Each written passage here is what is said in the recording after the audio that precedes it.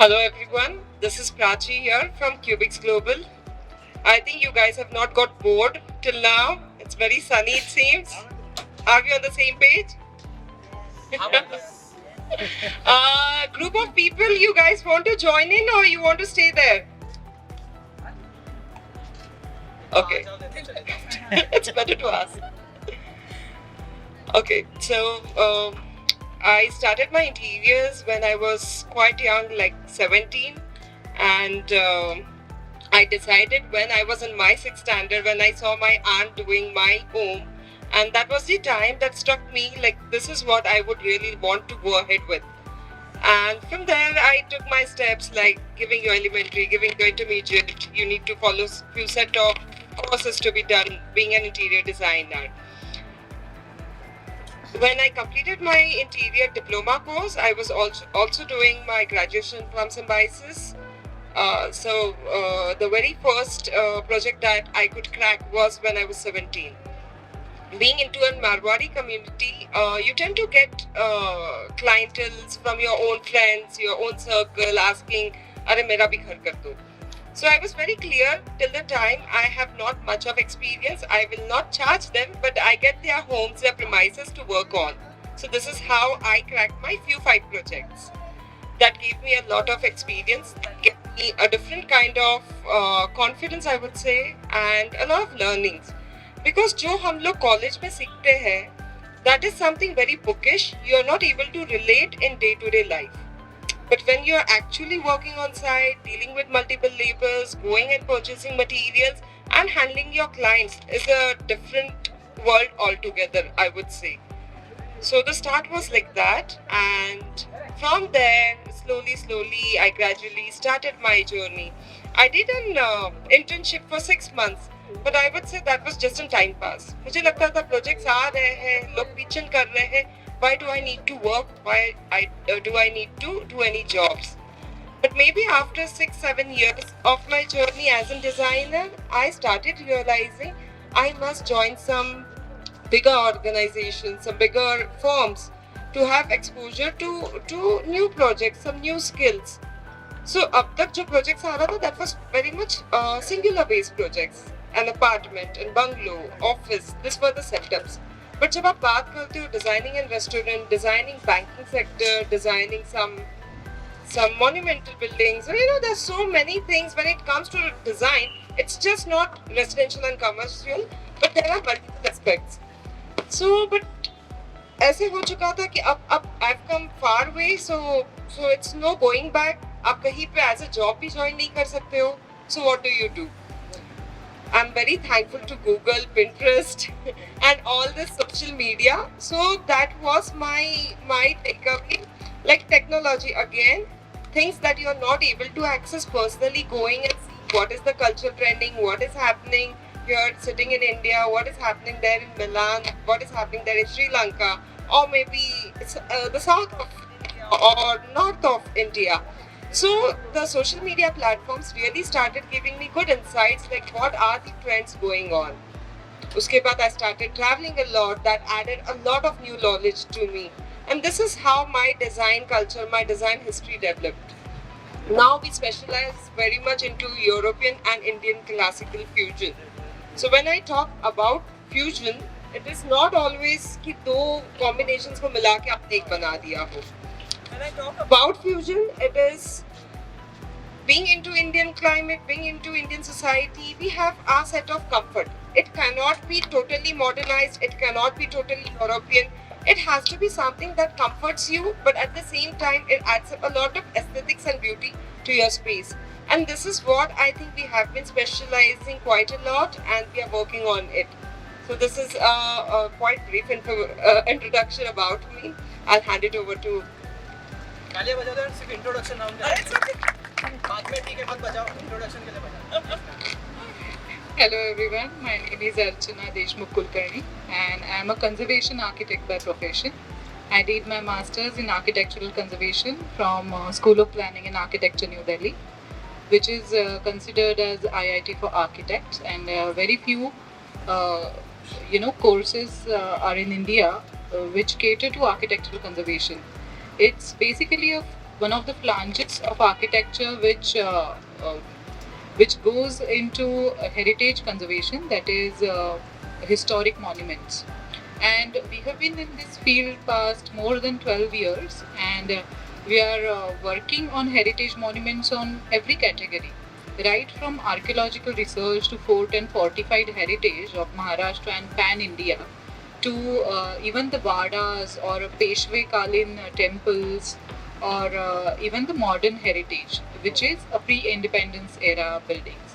So I decided to pursue my architecture the way Prachi just mentioned, that seeing your elders you learn. That is a crux of Indian society, where you look at your aunts, uncles and grandparents and you eventually learn. So my great grandfather, he hailed from Saswad, and he was a very famous painter of Pune.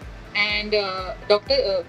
Dinanath Mangeshkar had a theatre, and the theatre's name was Balwant Natak Company, and he used to paint all the backdrops of the theaters of that time, and that's how he came in Pune. So he was very close to Baba Saheb Purandare and even Babu Rao painter of that era, or even Goni Dandekar, who are famous historians and even hailed by Padma Bhushan and Padma Vibhushan. So he comes from that era. I grew up in Nevada. Then my grandfather was also an architect, but I considered them more artists than architects, because the technicality come to us, through our education, but they did everything by hand, and they were more of artists. So he was in MES, and he basically contributed a lot to Pune city in terms of designing roundabouts and circles in Koregaon Park and camp and defense areas. And that is when I was in 7th at that time, and I decided that I want to be an architecture, but I didn't know what is architect and architecture meant that time. So yeah, that's my story, and I pursued my architecture in Pune, and then I decided I always had interest in heritage buildings or heritage core cities and areas, because I grew up in Sadashupet.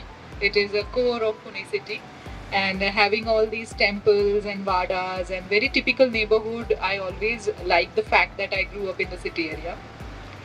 And then I moved to Rajasthan, and I did my internship under architect Kulbhushan and Meenakshi Jain, who are considered as godfathers of conservation in India. And I did work on Amer Fort, and even a few of the forts in that area. So this was in 2005-6, and since then my journey in conservation began. So now under my firm Nasadi Architecture and Conservation, we are working on quite a few structures pan-India. We are working on forts category. We are also affiliated with various organizations like ICOMOS India, which is an advisory body to UNESCO, and I'm the coordinator of NAC Fort, which is a National Scientific Committee which deals in heritage conservation, promotion of fortified heritage of India. And we are working on Korigad, Sudhagad. We did few projects like Jaikar Bungalow in Pune, then Vithalwadi, Vitthal Mandir, then Naikwada we have been doing past 6 years. We have been working on that Vada. It's huge. And then Phule Vada, which was a official residence of Mahatma Phule. And now we recently completed Bhau Saheb Rangari Bhavan, from where the Ganesh festival became a public domain, and the movement began from that Vada. So it's 137 years old Vada. And right now we are working on both the Sassoon hospital. So Sassoon, David Sassoon was built in 1867, and another Jacob Sassoon built in 1903. So these are very two distinct Gothic style buildings. One is early Gothic and second is later Victorian Gothic, are in the same premises. So the way I said, that when we deal with heritage or historic buildings, one rule doesn't apply to all. Every context is different, every building is different, the material used is different. So we work right from mud to gold, and that is our category of materials that we work in. And thank you very much for inviting us here today. Please. And थोड़ा और जोर से तो वापस नहीं आएगा. That was brilliant, and I got a new insight about Pune today from her. Being a Mumbaiker was a new insight for me. I'm Amit Jadhav. Uh, I'm a interior designer by profession. So I had a couple of forms. To start with, I have done my masters from University of Arts London. Then I came back. I mean, I worked there in one of the studios to understand the.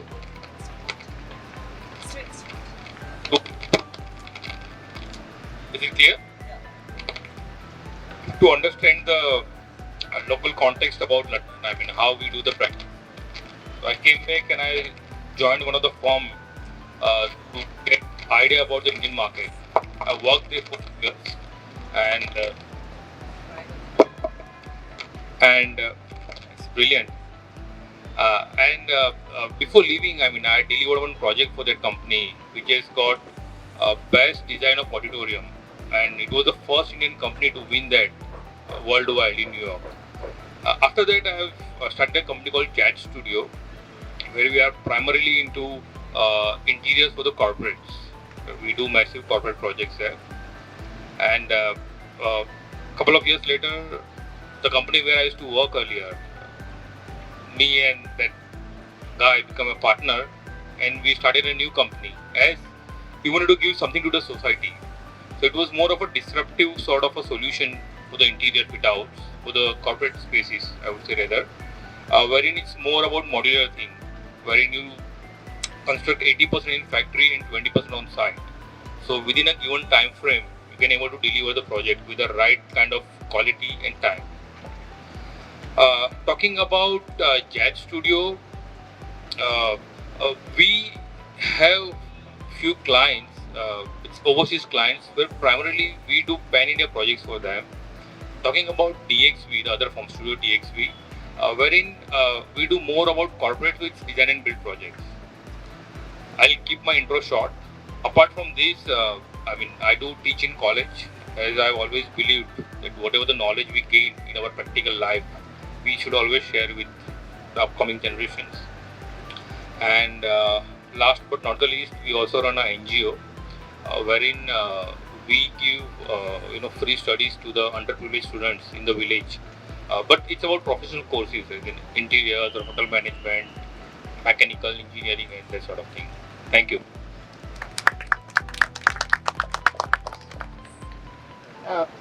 Really nice to be in between designers and architects, because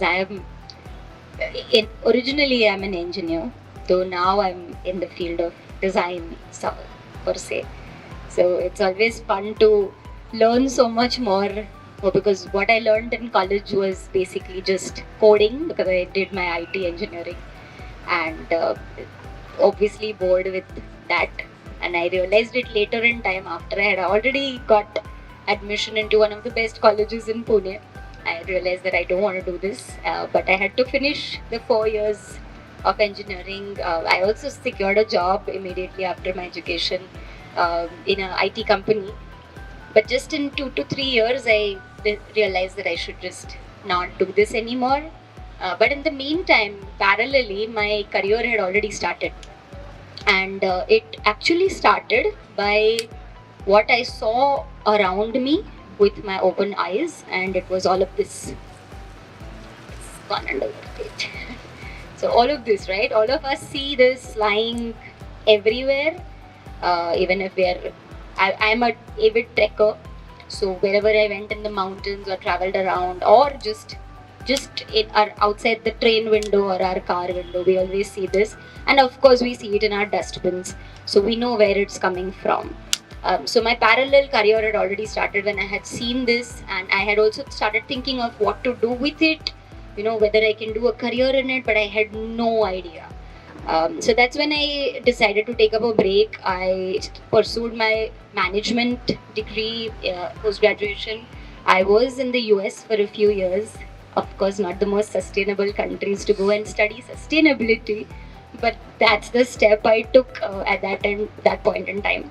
And after finishing my management degree, working for a few years in the US, I decided to move back to India and start more of a consulting assignment that I would say at that point in time, just to learn what does my country really need. Right, their government is doing a lot of work. Government is working in education and health. There are lots of NGOs who are already working in education and health. But this was in early 2013-14. I realized that waste was not dealt with as much as it needs to, because people are totally shifting to disposable lifestyle, or packaging was getting thrown away, but it wasn't being used for a particular reason. It was just getting dumped. And something like this, which actually is supposed to stay for 1,000 years, if they're going to use it for just a few minutes and throw it away, it's a criminal wastage of resources.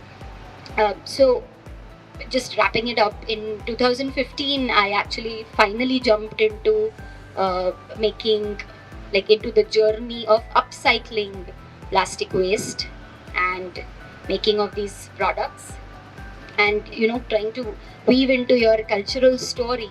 We decided to go the handicraft route. So we decided that upcycling, recycling, it can be done using machines and heat and chemicals and all of that, but why not go back to our cultural heritage and bring back the charkha and the hand loom. And we actually weave the charkha, the plastic waste that you see here, we actually weave it using a charkha and a hand loom to make all these products. And another angle to it was very important, that was the livelihood bit. And I come from a really tiny union territory called Dadra Nagar Haveli. I don't know if anybody has even heard of it. So I grew up there, though I'm not a tribal myself. I am originally from Pune only. So though I grew up there, I could see what was needed by the tribals and rural folks around me. So rural livelihoods is one aspect of what we do. Upcycling plastic waste is the second aspect of what we do. Third is bringing back the tradition, the charkha, and that's why we are called Re-Charkha, reviving the charkha to solve today's problems. And I think I didn't tell my name, right? I'm Amita Deshpande. A lot of the times you can just call me Re-Charkha or whatever.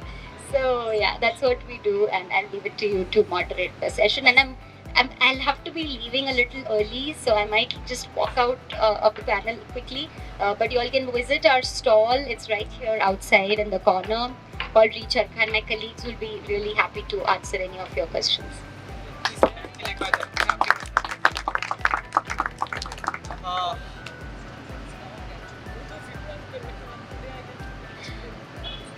How many of you guys already have questions? You are a tough audience to crack. But let's try to make it, thank you so much for that support. We'll try to make it more interesting. Whenever I try to do some panel discussion, we try to give away some gifts to the audience to encourage some questions. ताकि वो कुछ पूछे तो उन्हें देना पड़ेगा. ऐसे तो कोई पूछेगा नहीं तुम्हें सवाल, ठीक है? So what we'll do is like each panel will give a gift. Whoever asks a great question at the end of the panel discussion. So that gift can be anything. You can give your 30 minutes of your phone call, a coffee break, a beer break, a movie ticket, book gift, anything that you are willing to give. But जिसने भी अच्छा सवाल पूछा उसको ही, ठीक है? So you have to choose it. So now, ठीक है? So what gift you would like to give? Anything that you are comfortable. Such a sudden question to think about it. बहुत सारी चीजें impromptu चल रही है, तो फिर we'll do impromptu. It can be a surprise gift.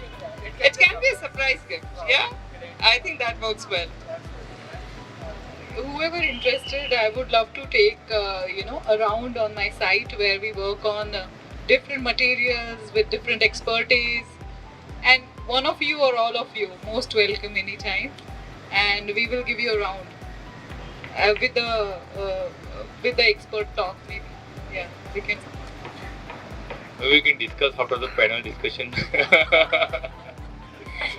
No, I think Archana, that's a great idea, and I would invite all of you as well. So we do a little paid tour. The money goes to our NGO only, but we do a little tour of our site, which is very close to a village called Bhor, south of Pune. So you all are welcome to attend that for not for any price. Yeah. So please do visit us and let us know if anybody is interested. Great. So you have some wonderful gifts right here. अगर देखो तुम लोगों ने अच्छा सवाल नहीं पूछा तो by default I am the solo winner. So you don't want Malo to win, you want to win. So you have some amazing half an hour का time, 2-3 तो visits है उनके side पे और एक का तो surprise है कुछ तो भी. So you have something exciting right here. So you need to ask some great questions. Ball is in your court. So फिर से पूछूंगा. Who has some questions? हाथ ऊपर करें. Great. So पहले मैम से start करते हैं. So we'll do this on the audience only. हमारे questions हम लोग काटे लाते. So ma'am, please, if you can, अगर जोर से बोल सकते हो नहीं तो mic. I have question for Archana ma'am. You said you're retaining the old vadas and all. I'm an artist. So I actually want to know that when you retain the old vadas, so you use the same material to retain it or you use the modified material to give the look? How does that go? Okay. Now your visit to my site is fixed. So Thank you. I would. It's a good question because it comes to us even from the Vada owners. That how you are going to deal with this. See, most of the Vadas are basically traditional dwellings.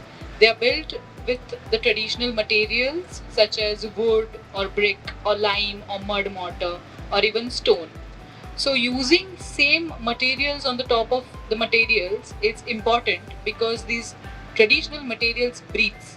You take any material such as stone, brick or even wood, lime, these are all breathable material. So moment you put some modern material on the top of it, it starts sweating. It stops its breathing and it starts sweating inside and then it starts chipping off. And chipping off with the layers of the original layer.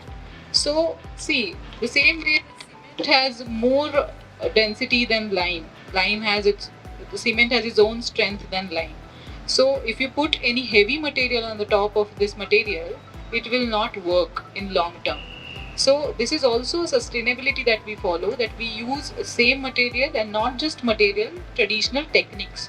So if we are using lime mortar on the top of any brick wall or a stone wall, we use traditional mix of lime. So that comes with lime and the sand and methi and gugal and gud pani and even the hing we apply to it. So this traditional material mix then gets into the ghani, we call it, which is a mechanical mixer basically, and then we use that material to so we use all the sustainable materials. You can actually visit Bhausaheb Rangari Bhavan that we have recently restored, and we use maximum salvaged material.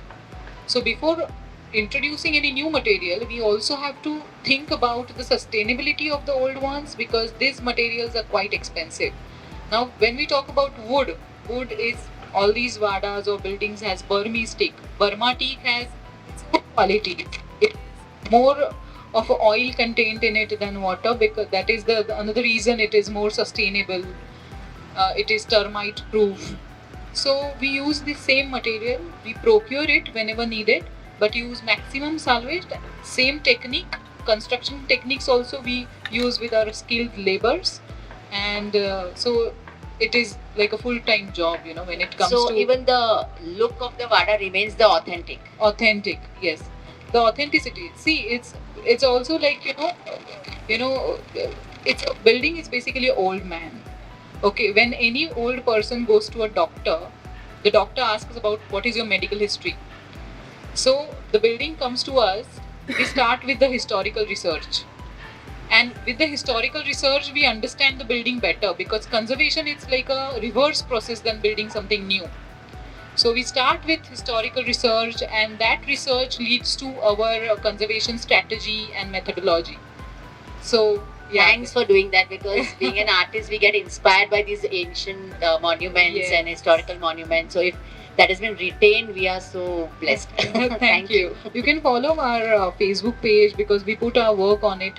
We also put our research on it. Can we know the name of the page? Yeah, it's Archana Deshmukh, and Instagram page is Your Archin. Your_Archin. Okay, thank you so much. Thank you so much. Sir आपका question लेते हैं ma'am के लिए ना हाँ please उनको जल्दी जाना है तो फिर वो कवर अप हो जाएगा That's okay, sorry. So how do you actually recycle this material and what challenges do you face to get there? Thank you so much, Anish. So, first and foremost, biggest challenge that we faced when we started and even now is the materials sourcing. So that's weird, right? We all see it lying everywhere, but still it is a challenge for us to source the material. Why?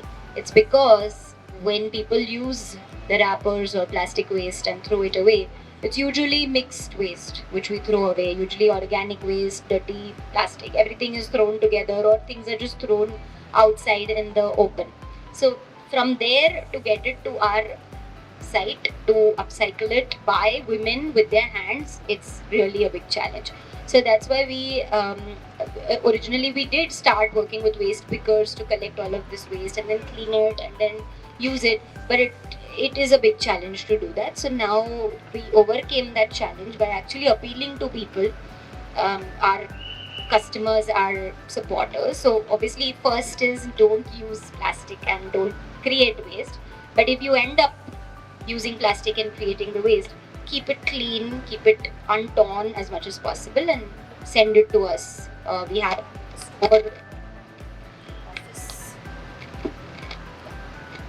have a store and office here in Pune in Karvenagar, so you can send it there or you can just ship it to us. We also have a store in Mumbai, so there also you can come and deliver. So that's how we overcame the challenge. There are obviously many more challenges. One other challenge that I would like to talk at this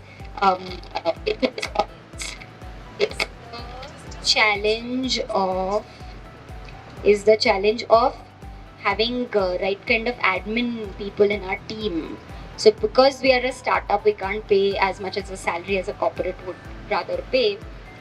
Getting the right kind of people in the team for marketing, sales, administration, operations, all of this is the biggest challenge for us right now.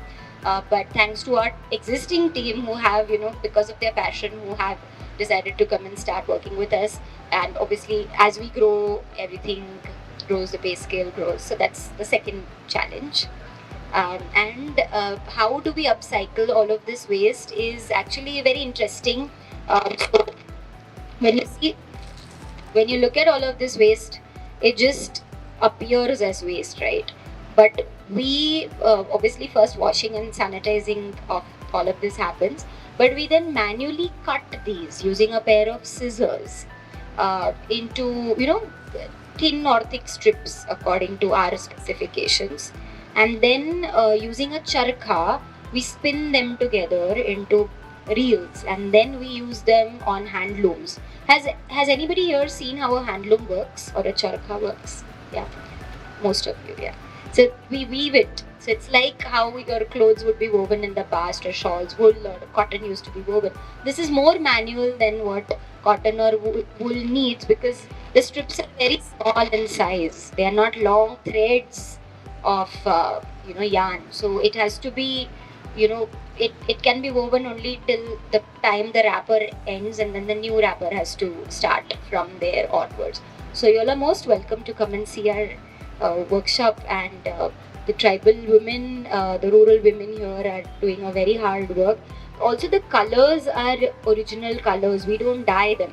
So if you look at this beautiful bag, we've used black. What you see are either plastic bags, or in this case are actually cassette tapes. The old audio and video cassette tapes. So the black in this particular bag are cassette tapes.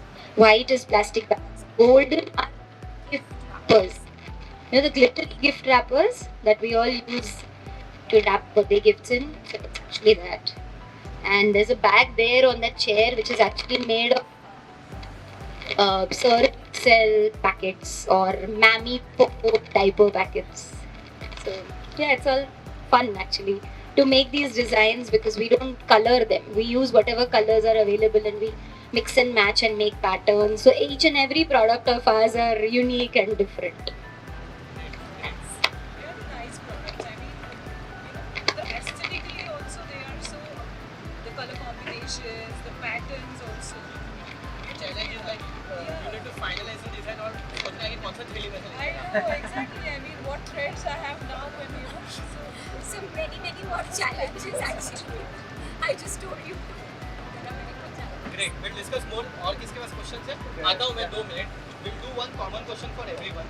So it's a creative field at the end of it, Design वगैरह है, and at the end of it you are giving it some angle of sustainability also. but at the end of the day you are also running a business also. It's a two different mind shift. एक creative इंसान है कि आपके अंदर और एक धंधा भी चलाना है, आखिर में पैसे भी आना चाहिए at the end of the day, month पे रिकॉर्ड्स P&L स्टेटमेंट बननी चाहिए अच्छी. So like what was those two different distinct mindset that you had to inculcate कि सीखना पड़ेगा ना, कुछ पहले से सीख के तो नहीं आएंगे. So what were those challenges when you were starting to do your entrepreneurial journey from, and initially you had a creative background, वो transition कैसे हुआ, and what tips you would like to give to other professions here in case if you are doing it or if you are already doing it, few things to keep in mind from the business perspective for a creative firm. हाँ तो आपसे चालू करते हैं. Okay, I'll just answer the question and leave. We are a social enterprise. Okay, so this term has come about very recently. Earlier, when I was also growing up, I'm from a business background. My father is an industrialist. So when I started telling him that I want to do this, he's like, "Nahi, beta, this is a hobby, and you need to keep your hobbies and your career separate." And I'm sure many of you might have experienced that.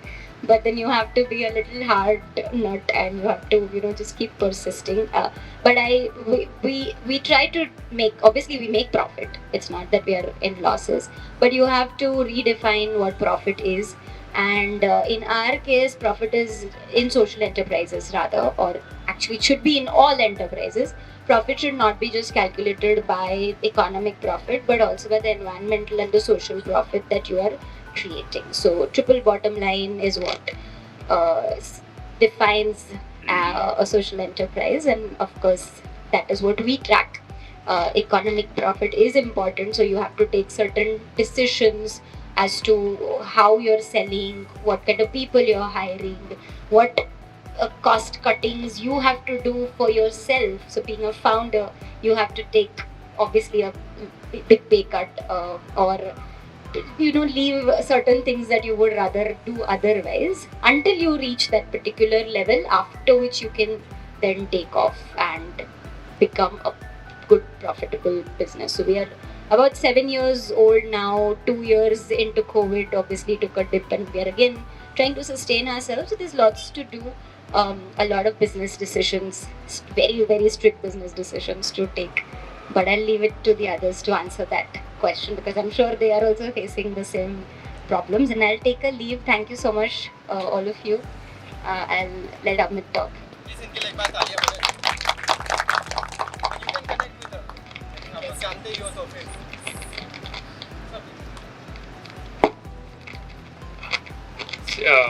See, first of all, this mic needs to be. वो वाला link है क्या?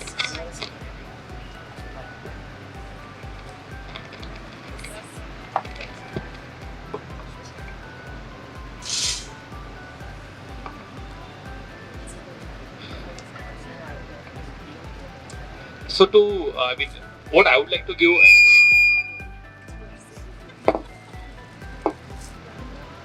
is that one is to find the right niche. I mean, who's your target audience? Once you figured out that, then it's very easy to balance out, right? See, for me, I'm a Gujarati. I mean, business is my blood. Creative part I've learned in colleges, in my professional practice. So I have learned. I mean, see, every project is like a learning. We learn new things in every project. We make mistakes, but we overcome that. So the kind of advice that I want to give to you is that figure out the right niche, figure out what is your end goal, where you take this company. I mean, what sort of work culture you want to put in, whether you can fulfill with 5 staff or 50 staff, or maybe you can figure out that what is the right vertical for you. If you'll ask me, last 5 years has been more about collaborative business, because every individual designer has something to share, right? Earlier it was a consolidated kind of a term like interior design. We used to design everything, but now there are special designers, like there are lighting designers or parametric designers, landscape designers. So to find that right niche, if not, you have to collaborate with someone where you can give 100% to the client, where end of the day you are also happy and client is also happy. I think I would let Prachi answer this first, because she also comes from management. She would answer this better. So, when you call about creativity and managing your business are two different tasks. Um, a lot of organizations get at par or are not able to sustain only because they may just focus on creativity or they may just focus on how to make money out of it. I think balance is something that is extremely important. One must have, and when it especially comes to, like, I am an interior designer, when it comes to our firm, I've understood one thing for sure.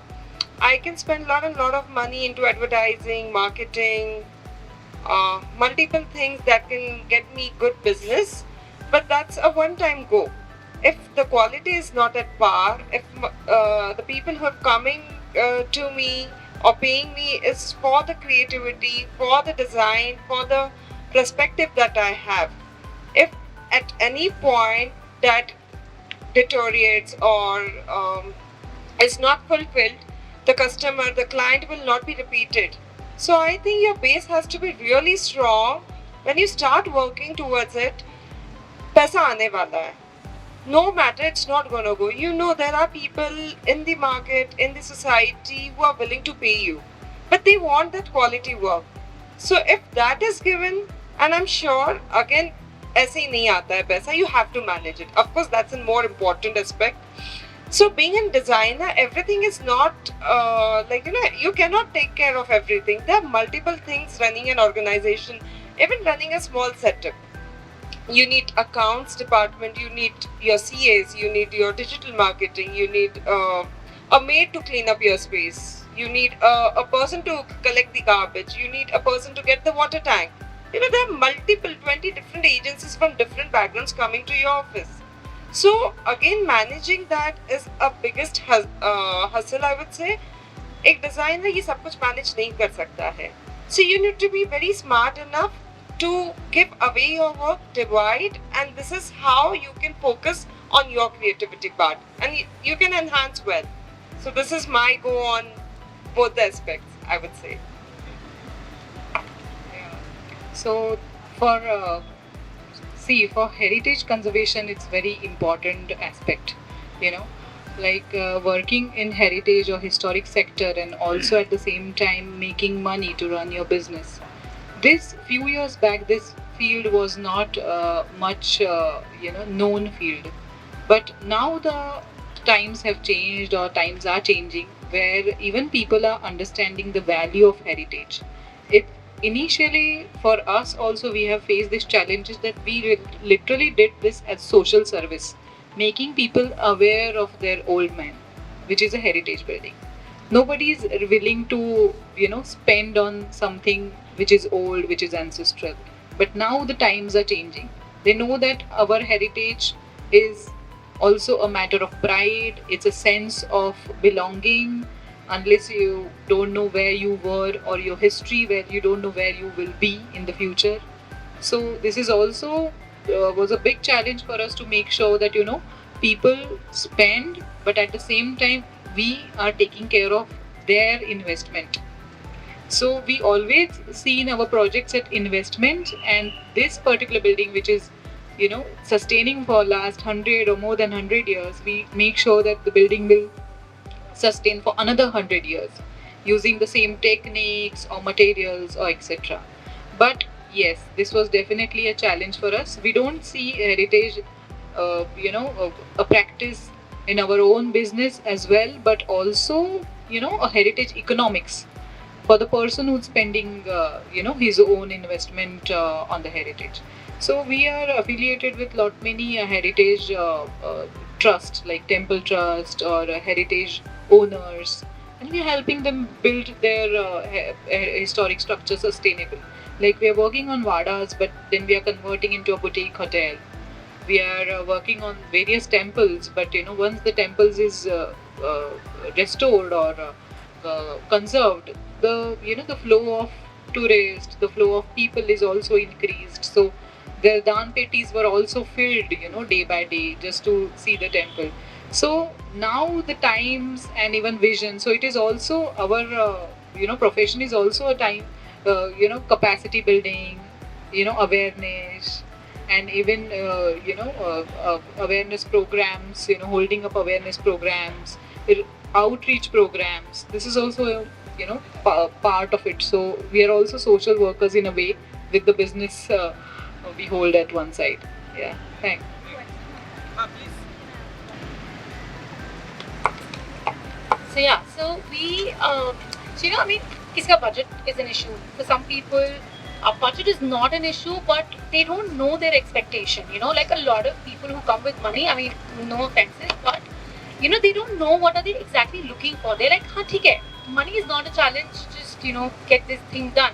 But they're still not happy at the end of the day, or suddenly they understand, "Nahi, this is not what I was expecting for sure." So those kind of challenges keep happening. But you have one product or one service, or you have one sort of philosophy on which you are building your business and your work. So how do you sort of sail through that, like from time to time, from customer to customer? I face that challenge a lot, and that is why it's a very personal question. But keeping your service in making it centric around your service, that hey, this is what I know and this is what I can give, and then making people understand and then see if there's a match or not is a real challenge. So how do you guys sort of work through that? So I would say, in any project there is a intricate budget or it's a intricate timelines. We have to work around that, right? As we say, we are more into corporates. So we have a tie-up with 200 factories across Asia, like in China, Malaysia, Europe, and India. So we first read the client, what he needs, what's his budget, what's his timeline. According to that, as we have 200 factories listed on our portal, we try to see which one kind of meets the requirement, and then accordingly we go about that.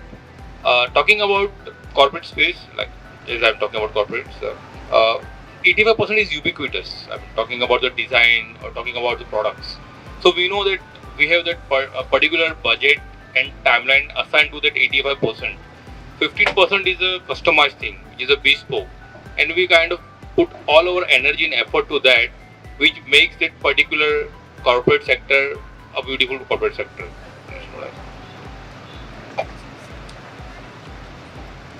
I can relate very well to the question you're asking. For a common man, it's very difficult to understand what is the style they are really liking, because the trend today is changing so fast. We've got access to Google, we've got access to Pinterest, so every day there's something new popping out in front of your eyes. You don't wish to see, but एक दिन आपने एक interior post देखा, next day you get 10 more. So it becomes very confusing from client's perspective because they are not well educated. अच्छा तो बहुत कुछ लग रहा है, but मुझे क्या चाहिए? I really don't know. So now what's the role of an interior designer? To give a design? I would say no. You need to understand what is your client's core, what is their family style, who all are going to stay. So I think a perfect set of questionnaire is going to answer all your questions. You're not going to ask you आपको design A अच्छा लग रहा है, design B अच्छा लग रहा है. You're going to understand कि उसका mindset क्या है. And you are the right people to guide them. Like this is something which is very syncable for you or very relatable and manageable at the same time. Maybe a family with 2 small kids and you give them some very sharpy, fancy, a lot of maintenance of interiors will not work for them. It has to be a maintenance-free home with no edges, no sharp corners, no maintenance required. Then that is the best design option for them. So I think a right study of your client will make you decide who is the perfect client for you. There is part 2 also for this. Thousands of inquiries are going to walk into you. You've got bigger Instagram page, you've got bigger Facebook handle. A lot of people are going to come with an inquiry. They all are not your clients. You need to understand कि आपका wavelength किसके साथ best match हो रहा है. Is he a comfort client or is he a tricky client for you? If a client does not get happy from whatever you are proposing, meeting 1, meeting 2, meeting 3, that is the right time to decide कि हमको आगे जाना है, या this is the right time to take a foot back. For the designers or upcoming designers, ऐसे लगता है कि एक तो काम है नहीं, जो आ रहा है उसको ले लो. But you're going to screw up a lot of your mental peace in that. So saying no is also an art, and to use it at an appropriate time really matters a lot. And this is how you will be able to make a right decision for you and for your client. I think this answers your question. Yeah. So this question is very interesting. Another very interesting question. And as Prachi said, that you must learn to say no and where to stop. This is something you build on your experience of practice, and this is a experience, experience talking basically. So what we are, so basically, when any project come to us, we are so much into 3Ds and making it look beautiful. So we forget the process. But every project is a process. It goes step by step. It's never like project conceiving of project and the after project, which is a completion. But the process, what it is matters, and the process builds the bond between you and the client. So this is important, I feel. I would like to add one last thing to this. There is one word, it's called FOMO.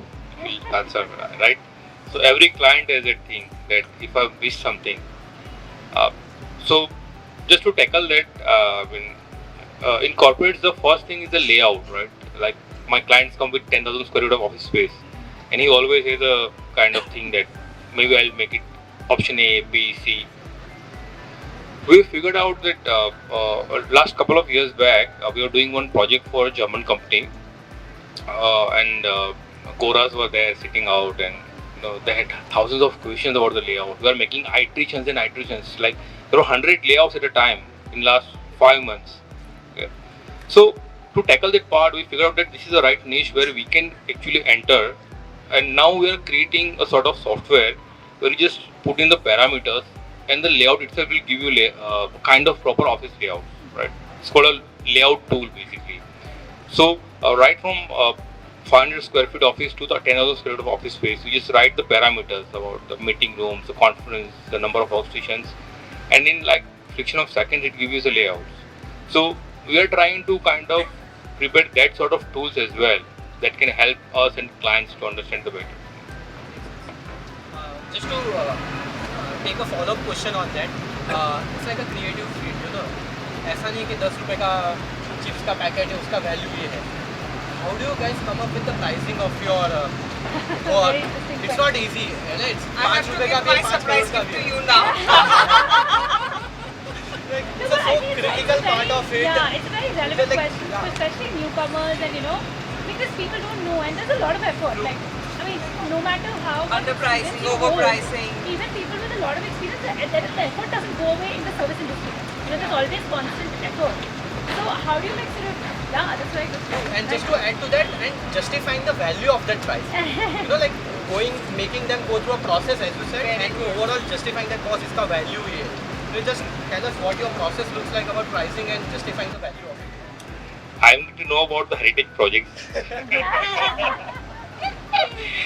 Okay, heritage has its own value, whether it's historic value, architectural value, associational value, archaeological value, or even the entertainment value, visitors value. So there are heritage which is so priceless, the valuation cannot be done to a Taj or even an Eiffel. So having a heritage project, it's quite tedious task, coming out with the estimates and the detailed estimates.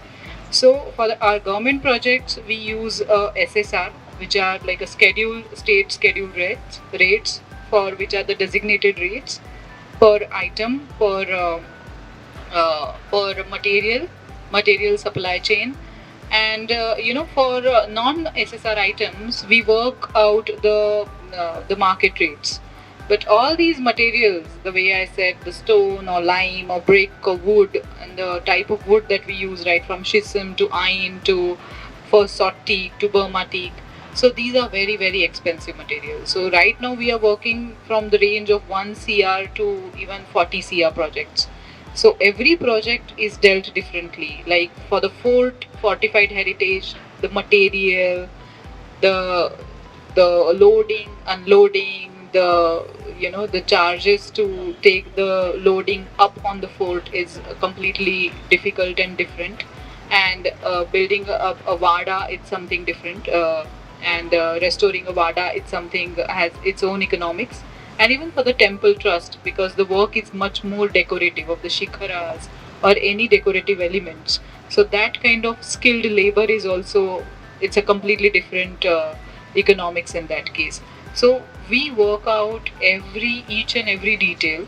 And if any of you is interested, so that is another class I take. I teach a module in MR conservation class in Siagat, and even other colleges I go as a visitor because I'm a very time bound person. So we definitely teach this to students, that how to come out with abstracts and rate analysis, and how to analyze the structure to come out with the right estimate. So that is something challenging, but over our practice we are kind of overcome that challenge. Thank you. I'll keep it very simple. There is no standard bar or pitch to pitch in a client when it comes towards your interior piece. I'll talk from interior perspective. So there are three basic standard formats that runs very well in the industry. One is the percentage format. May you charge 10%, 12%, 15%, depending on whatever you are comfortable with. Second would be the square feet rate.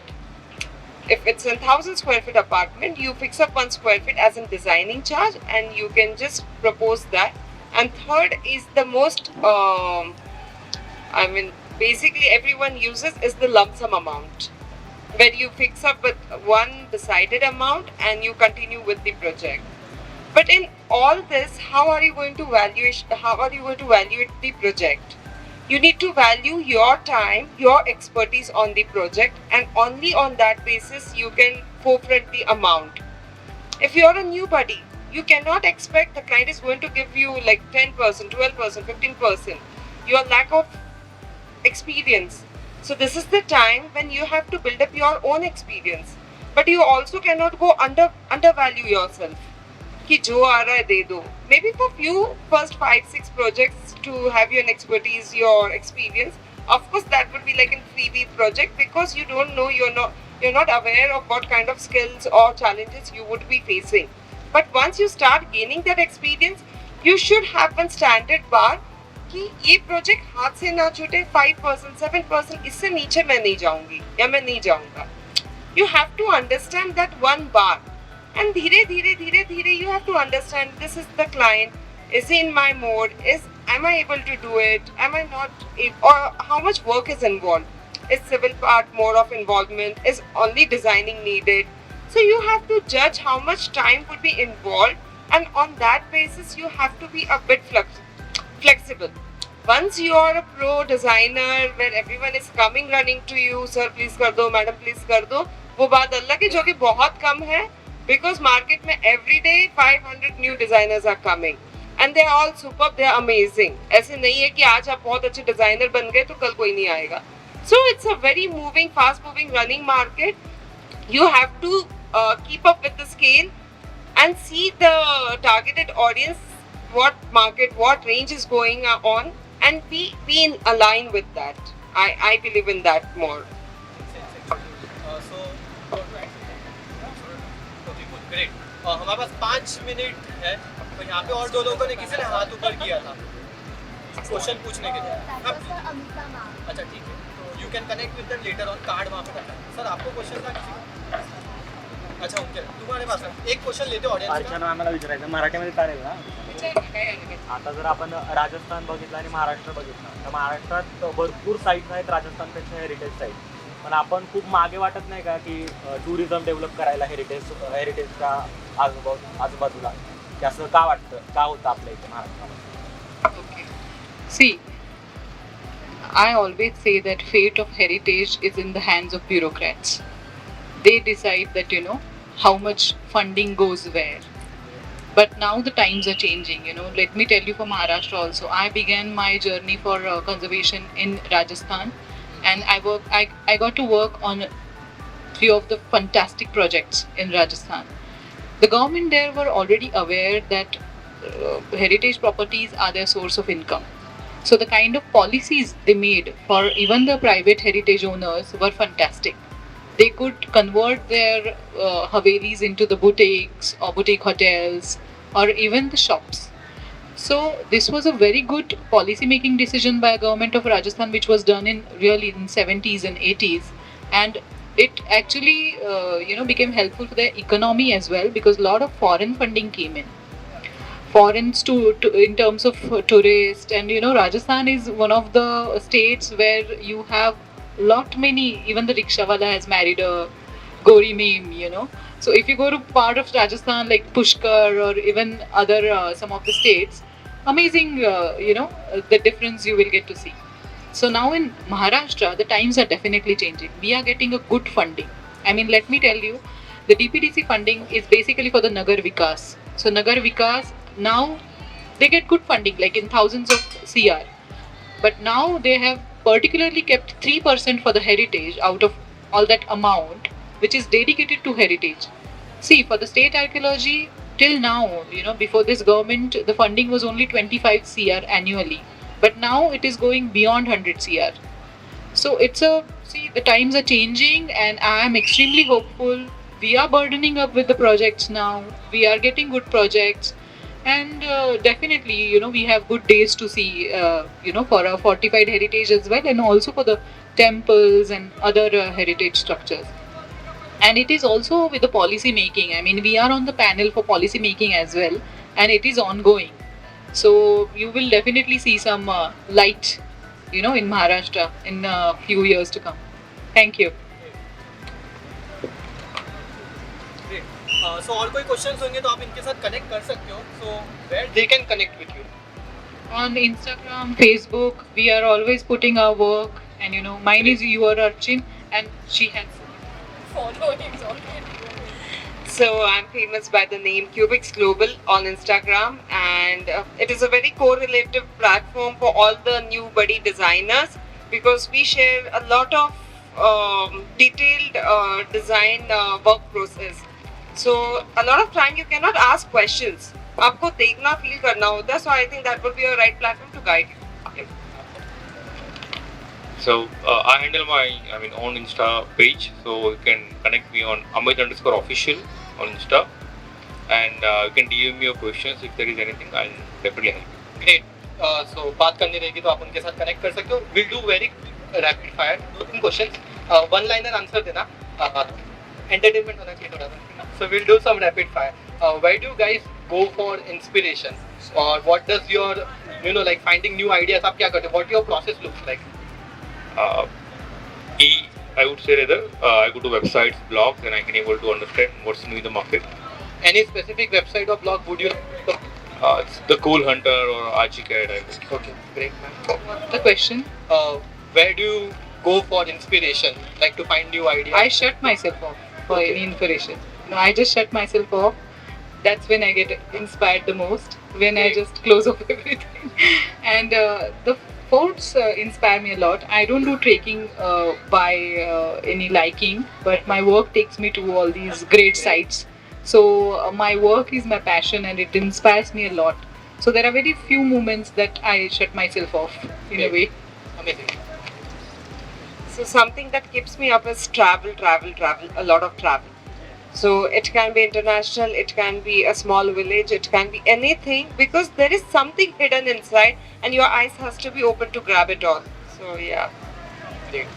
So next question. It's apart from your own design firm, or one who are in the panel here, which is your favorite design firm and why? So for me, I really love Vinita Chaitanya's style. She's into maximalist. She's a stylist, I would say. She herself is from a very different niche background, and the way she narrates culture, layering, it really inspires me a lot. So she is someone I look up to. For me, I follow Bjark Ingels. It's big architects. They have office worldwide, and we see the new trend is coming since last few years and keep coming in. Great.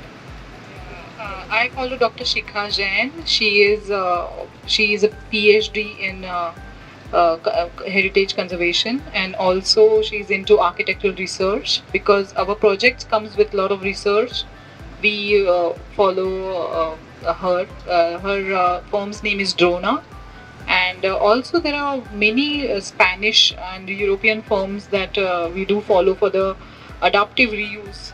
And they're fantastic projects. I mean, Europe has so much, the London has so much.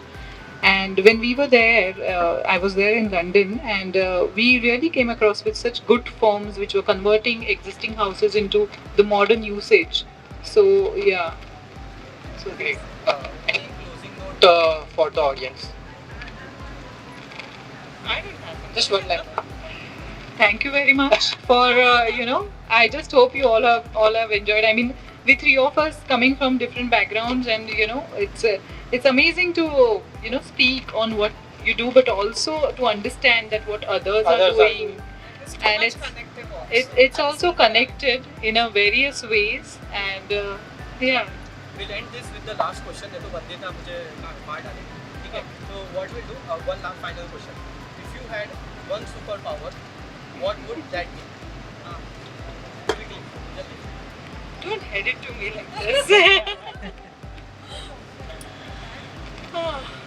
I would like to think like in the sense of design has to be so crazy, so crazy. It has to be that out of box kind of. You see crazy painters, artists. How do they think? How do they evolve? The scientists.